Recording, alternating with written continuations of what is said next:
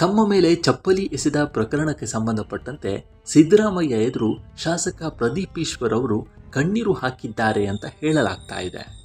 BJP JDS ಕಾರ್ಯಕರ್ತರು ಚಪ್ಪಲಿ ಎಸೆದಿದ್ದಲ್ಲದೆ ತಮ್ಮ ಹಾಗೂ ತಮ್ಮ ಕುಟುಂಬವನ್ನ ನಿಂದಿಸಿದ್ದನ್ನ ವಿವರಿಸಿ ಪ್ರದೀಪ್ ಈಶ್ವರ್ ಭಾವುಕರಾಗಿದ್ದರಂತೆ. ಈ ವೇಳೆ ಪ್ರದೀಪ್ ಈಶ್ವರ್ಗೆ ಮಾಜಿ ಸಿಎಂ ಸಿದ್ದರಾಮಯ್ಯ ಧೈರ್ಯ ತುಂಬಿದ್ದು, ರಾಜಕಾರಣದಲ್ಲಿ ಇಂತಹ ಘಟನೆಗಳು ಸಾಮಾನ್ಯ, ಇಂಥವನ್ನ ಎದುರಿಸಬೇಕು, ಇದರಿಂದ ಧೃತಿಗಿಡಬೇಡ, ನಿಮ್ಮೊಂದಿಗೆ ನಾವಿದ್ದೇವೆ ಅಂತ ತಿಳಿಸಿದ್ದಾರೆ ಎಂದು ಹೇಳಲಾಗ್ತಿದೆ.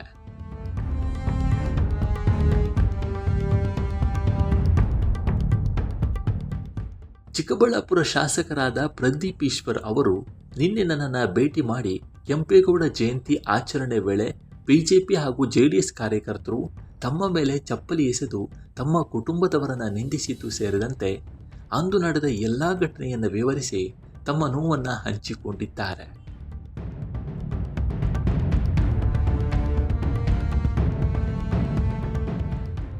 ಬಳಿಕ ಘಟನೆ ಸಂಬಂಧ ಗೃಹ ಸಚಿವರ ಜೊತೆಗೂ ದೂರವಾಣಿ ಮೂಲಕ ಸಿದ್ದರಾಮಯ್ಯ ಚರ್ಚೆ ನಡೆಸಿದ್ದು, ಈ ಬಗ್ಗೆ ಸೂಕ್ತ ತನಿಖೆ ನಡೆಸುವಂತೆ ಪ್ರಿಯಾಂಕ್ ಖರ್ಗೆಗೆ ಮಾಜಿ ಸಿಎಂ ಸಿದ್ದರಾಮಯ್ಯ ತಿಳಿಸಿದ್ದಾರಂತೆ.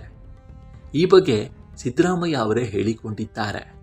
ಪೊಲೀಸರ ಸಮ್ಮುಖದಲ್ಲೇ, ಅದರಲ್ಲೂ ಆಡಳಿತ ಪಕ್ಷದ ಶಾಸಕರಿಗೆ ಈ ರೀತಿ ಆಗಿರುವುದರ ಬಗ್ಗೆ ಸಿದ್ದರಾಮಯ್ಯ ಬೇಸರ ವ್ಯಕ್ತಪಡಿಸಿದ್ದು, ಸಂಬಂಧಪಟ್ಟ ಅಧಿಕಾರಿ ವಿರುದ್ಧವೂ ಕ್ರಮ ಜರುಗಿಸಬೇಕೆಂದು ಸೂಚನೆ ನೀಡಿದ್ದಾರೆ ಅಂತ ಹೇಳಲಾಗಿದೆ.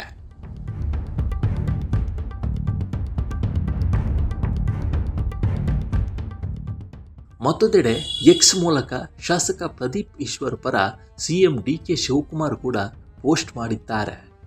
ಸಾರ್ವಜನಿಕವಾಗಿ ಸೋತಾಗ ಸಭ್ಯತೆಯು ಸತ್ತು ಹೋಗುತ್ತದೆ.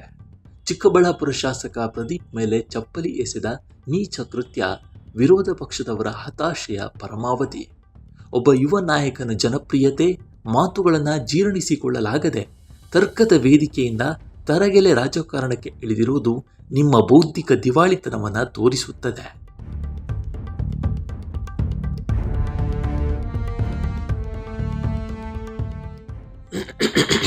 ಪ್ರಜಾಪ್ರಭುತ್ವದ ಆಶಯಗಳನ್ನು ಬೀದಿಗೆ ತಂದು ಹರಾಜಿಗಿಟ್ಟಿರುವ ನೀವು ನಿಮ್ಮ ಕಾರ್ಯಕರ್ತರಿಗೆ ಕಲಿಸುತ್ತಿರುವ ಸಂಸ್ಕಾರವಾದರೂ ಇಂತಹುದೇನಾ? ನೆನಪಿರಲಿ, ಇಂತಹ ಹಿಂಸಾತ್ಮಕ ದಾಳಿಗಳು ನಮ್ಮ ನಾಯಕರ ಹೋರಾಟದ ಹಾದಿಯನ್ನು ಮತ್ತಷ್ಟು ಗಟ್ಟಿಗೊಳಿಸುತ್ತವೆ ಹೊರತು ಎಂದಿಗೂ ಧೃತಿ ಕೆಡುವುದಿಲ್ಲ. ಇದು ಬಸವಣ್ಣನವರ, ಕುವೆಂಪು ಅವರ ಶಾಂತಿಪ್ರಿಯ ಕರ್ನಾಟಕ. ಇಲ್ಲಿ ಇಂತಹ ವಿಕೃತ ಹಿಂಸಾತ್ಮಕ ಪುಂಡಾಟಿಕೆಗಳಿಗೆ ಜಾಗವಿಲ್ಲ.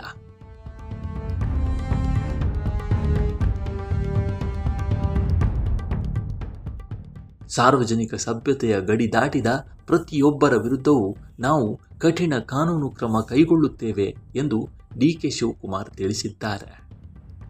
ಒಟ್ಟಾರೆ ಚಪ್ಪಲಿ ಎಸೆತ ಪ್ರಕರಣಕ್ಕೆ ಸಂಬಂಧಪಟ್ಟಂತೆ ಚಿಕ್ಕಬಳ್ಳಾಪುರ ಶಾಸಕ ಪ್ರದೀಪ್ ಈಶ್ವರ್ ಅವರು ಸಿದ್ದರಾಮಯ್ಯ ಎದುರು ಕಣ್ಣೀರು ಹಾಕಿದ್ದು, ಈ ವೇಳೆ ಮಾಜಿ ಸಿಎಂ ಸಿದ್ದರಾಮಯ್ಯ ಧೈರ್ಯ ಹೇಳಿದ್ದಾರೆ.